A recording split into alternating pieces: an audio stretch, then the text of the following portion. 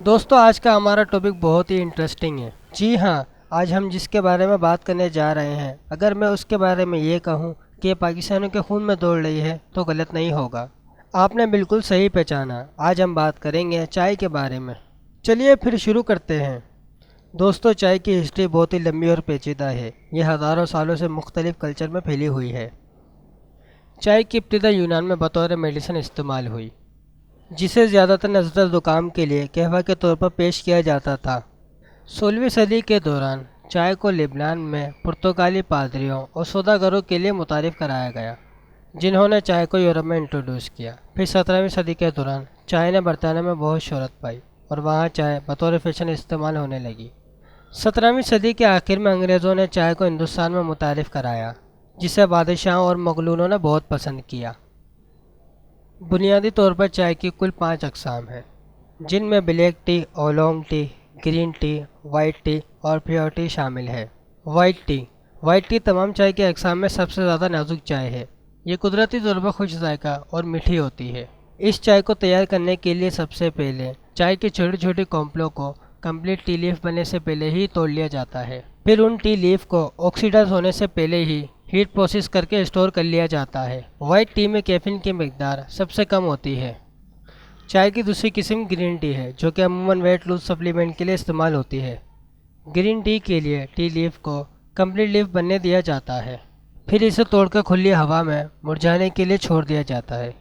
इस अमल को ऑक्सीडाइज करना भी कहते हैं। जब ये ऑक्सीडाइज हो जाती है तो इन्हें हाई टेम्परेचर में सुखाया जाता है। ग्रीन टी में भी कैफीन की मिकदार कम होती है। तीसरी किस्म की चाय में ओलोंग टी शामिल है। इस चाय में ग्रीन टी और ब्लैक टी के दरमियान कैफीन मौजूद होती है।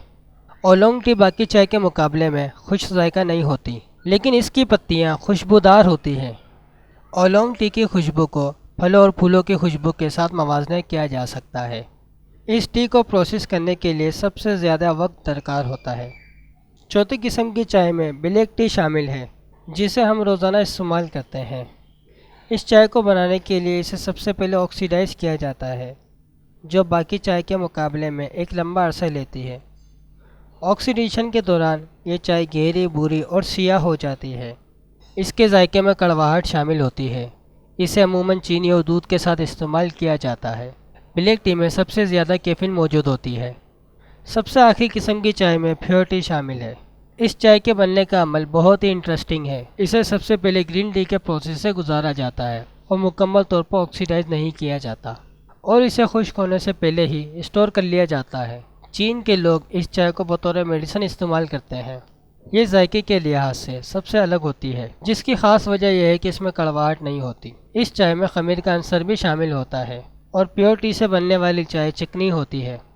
चाय सिर्फ पाकिस्तान में मशहूर नहीं, बल्कि ये तकरीबन दुनिया के हर मुल्क में मशहूर है, जिसमें हमारा पड़ोसी मुल्क चीन, इंडिया, ईरान और अफ़गानिस्तान शामिल है। चीन और इंडिया न सिर्फ भारी मिकदार में चाय को प्रोड्यूस करते हैं, बल्कि उनके अपने मुल्क में 70% तक कंज्यूम भी होती है।